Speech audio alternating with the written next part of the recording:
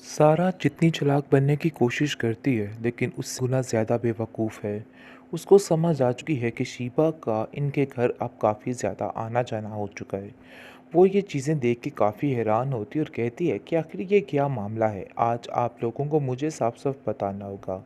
जिसको सुनकर साफ साफ वो भी कह देता है कि देखो, ये बात तो तय है कि वो क्या चाहती थी तुम भी जानती हो, तो इसलिए इन सब बातों को लेके इस तरह वावेला मचाने की कोई भी ज़रूरत नहीं है। जिसको सुनकर वो कहती है कि नहीं, मैं वावेला मचाने की कोशिश नहीं कर रही, बल्कि तुम्हें बताने की कोशिश कर रही हूँ कि तुम जो कुछ करने की कोशिश कर रहे हो ना, पहले तुम्हें मेरे पैसे वापस करने होंगे, फिर जाकर सारे मामला तय होंगे। जिसको सुनकर वो काफ़ी ज़्यादा हैरान हो जाता है और फिर दोबारा से एक चालाकी की तरफ आ जाता और कहता है कि तुम आखिर क्यों परेशान हो रही हो, ऐसा कुछ भी नहीं होगा, जैसा तुम कहोगी इस घर में वैसा होने वाला है।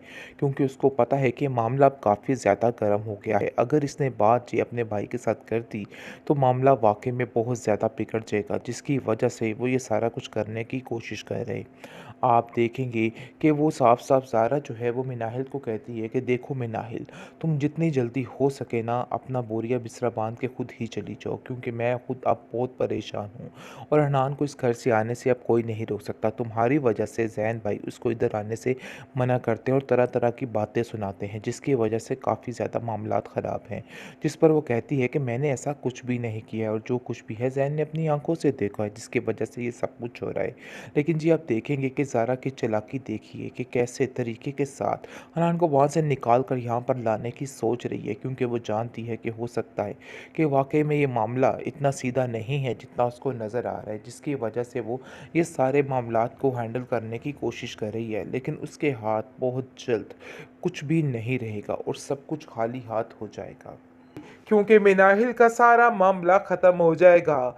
मिनाहिल के साथ जो रिश्ता किया गया है, जोड़ा जाया जा रहा है, वो बिल्कुल बेजोड़ सा है और ये चीज़ ज़ैन भी बड़े अच्छे तरीके से जानता है और अपनी माँ से साफ साफ कह देता है कि आप बिल्कुल भी दुरुस्त नहीं कर रही, आपको ऐसा नहीं करना चाहिए था। इतनी बड़ी ज़्यादती मैं कतई बर्दाश्त नहीं कर सकता।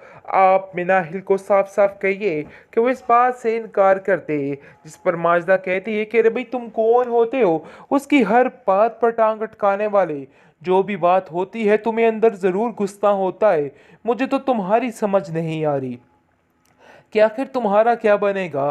तुम क्यों हाथ धो के पीछे पड़ चुके हो हर चीज़ के, आखिर जान क्यों नहीं छोड़ देते हो, क्यों तुम इस तरह की हरकतें करके सबको परेशान और हैरान कर रहे हो। आप देखेंगे कि वलीद फिर दोबारा से पूछता है मिनाहिल से कि मिनाहिल मुझे सच सच बताओ, मैं अभी भी सब कुछ ठीक कर दूंगा, सब कुछ रोक दूंगा। लेकिन एक ही बात है जी इस मिनाहिल की, इसने तो दिमाग खा दिया है। लेकिन जी आप देखेंगे कि वो बेचारी भी क्या करे।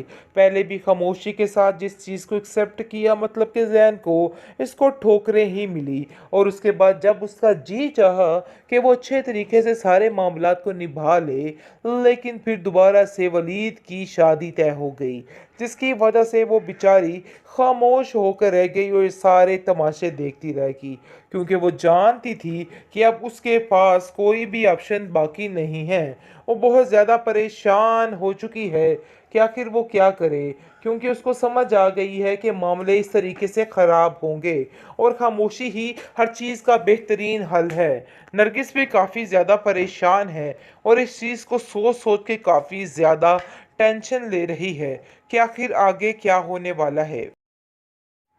तो जी नाजरीन, आखिरकार खपाट डाला है वलीद ने और मिनाहिल ने।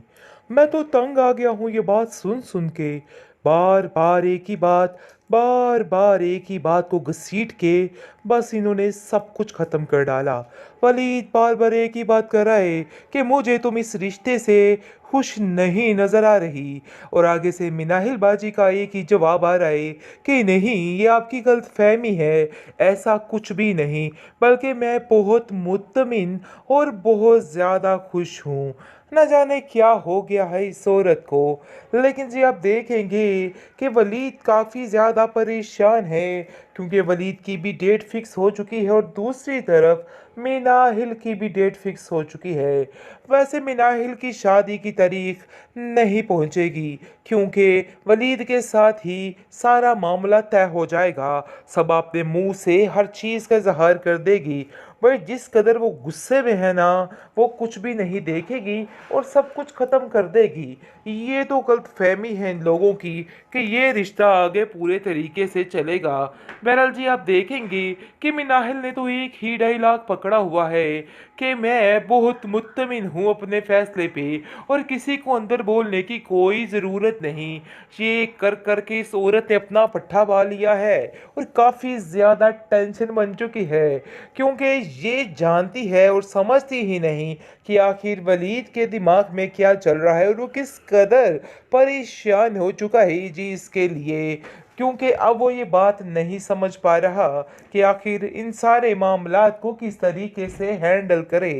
हर चीज़ उसको जाती हुई नज़र आ रही है, लेकिन फिर भी कहीं ना कहीं उम्मीद की एक किरण बाकी है जो उसको नज़र आ रही है और बहुत जल्द वो किरण जो है वो उभर ही जाएगी क्योंकि मिनाहिल का सारा मामला ख़त्म हो जाएगा। मिनाहिल के साथ जो रिश्ता किया गया है, जोड़ा जाया जा रहा है, वो बिल्कुल बेजोड़ सा है और ये चीज़ जैन भी बड़े अच्छे तरीके से जानता है और अपनी माँ से साफ साफ कह देता है कि आप बिल्कुल भी दुरुस्त नहीं कर रही, आपको ऐसा नहीं करना चाहिए था। इतनी बड़ी ज्यादती मैं कतई बर्दाश्त नहीं कर सकता। आप मिनाहिल को साफ साफ कहिए कि वो इस बात से इनकार कर दे। जिस पर माजदा कहती है कि अरे भाई तुम कौन होते हो उसकी हर बात पर टांग अटकाने वाले। जो भी बात होती है तुम्हें अंदर ज़रूर गुस्सा होता है। मुझे तो तुम्हारी समझ नहीं आ रही कि आखिर तुम्हारा क्या बनेगा।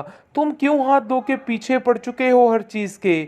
आखिर जान क्यों नहीं छोड़ देते हो। क्यों तुम इस तरह की हरकतें करके सबको परेशान और हैरान कर रहे हो। आप देखेंगे कि वलीद फिर दोबारा से पूछता है मिनाहिल से कि मिनाहिल मुझे सच सच बताओ, मैं अभी भी सब कुछ ठीक कर दूंगा, सब कुछ रोक दूंगा।